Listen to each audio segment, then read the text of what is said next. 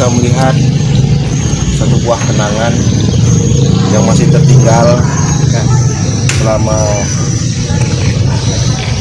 ratusan tahun. Ini adalah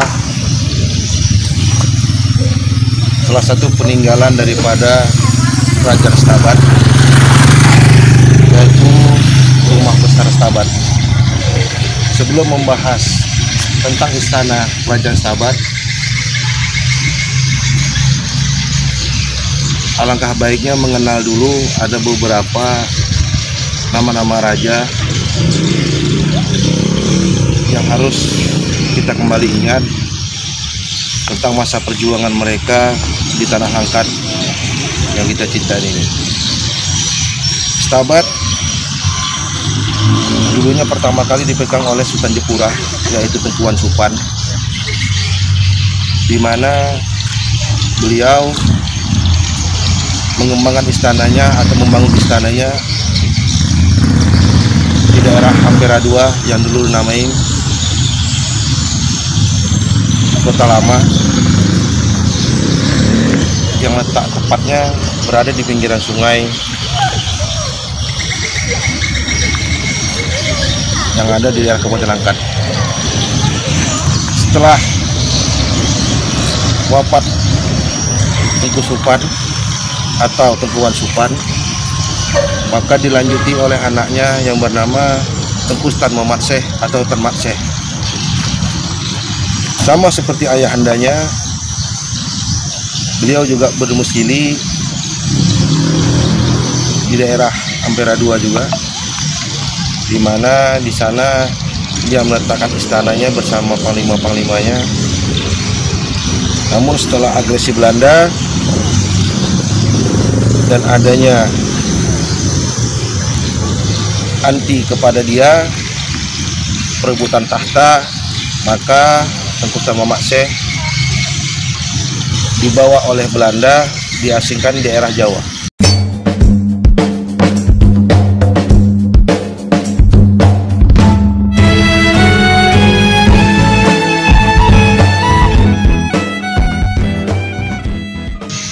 Setelah Tengku Stan Mamatseh dibawa ke Jawa, maka terjadilah pemindahan tempat oleh anaknya yang dilanjuti selama Tengku Stan Pangedan. Tengku Stan Pangedan yang kita ketahui membangun tapak istana, letaknya pas samping keberadaannya di rumah besar yang kita duduk ini. Dari menurut sejarah yang kita gali, pada saat pembangunan Masjid Raya Stabat 1902, berkelang beberapa tahunnya, maka dibangunlah Rumah Besar Stabat ini yang dibangun oleh Tengku Muhammad Khalid. Tengku Muhammad Khalid melanjuti ayahandanya sebagai Raja Stabat yang keempat, membangun tapak rumah besar ini. Ada dalam beberapa catatan, rumah besar ini dulunya pernah dijadikan sebagai kantor oleh Belanda, Cina, dan juga Republik Indonesia. Sebelum terjadinya revolusi sosial ataupun terjadinya dulu pengunduran daripada Jepang, menyerah diri Jepang pada Republik,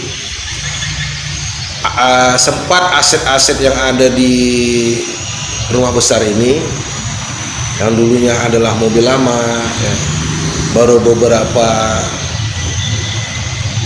bukti-bukti sejarah, itu sempat diambil oleh Jepang, dibawa Jepang, yang sampai saat ini kita tidak bisa mengkomprehend ataupun tidak mengetahui di mana letak tepatnya aset-aset ataupun punya Raja Stabat dulu yang dibawa oleh Jepang.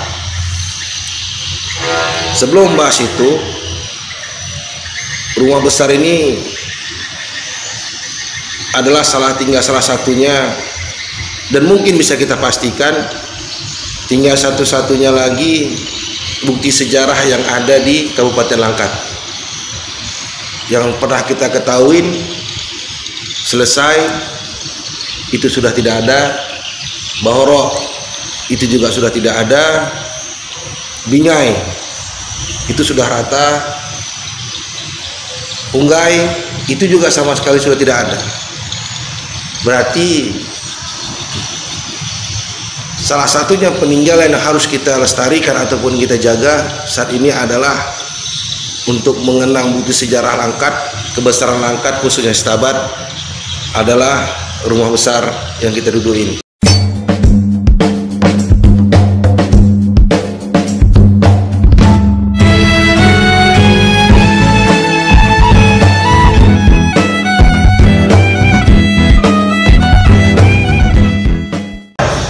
Jadi inilah dia yang termasukkan tadi yang dikatakan, inilah kamar tengah, ini adalah kamar tempat ataupun Tengku Muhammad Khalid istirahatnya.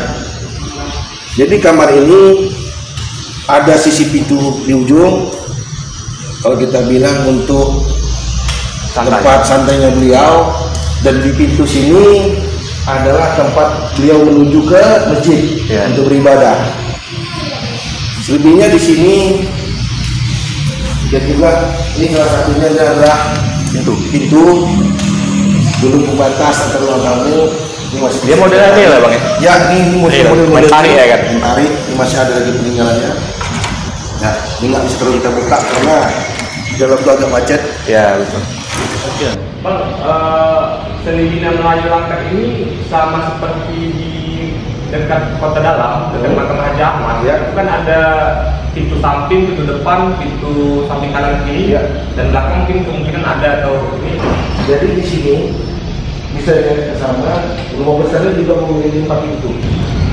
Dan di sini ada pintu depannya, pintu masuknya, berdekatan dengan Kilang Bendera. Lalu di sini ada pintu sampingnya yang menuju kepada tempat ibadah masjid kita. Dan di sini ada pintu belakangnya yang dulunya ini adalah mengarah ke tempat kemandian beliau di belakang. Dan satu lagi pas di sini di dalam ini, di dalam ruangan ini ada pintu tapi khusus untuk beliau. Ya, khusus untuk beliau, yang dimana dulu konon katanya beliau itu kalau mau cerita-cerita atau mau apa dia berada di samping. Jadi kita ini saat ini yang namanya untuk melestarikan ataupun untuk menjaga tentang budaya kita itu memang tidak bisa kita hapuskan, melainkan melanjutkan kita jaga. Kita harus bekerja keras untuk bertahan.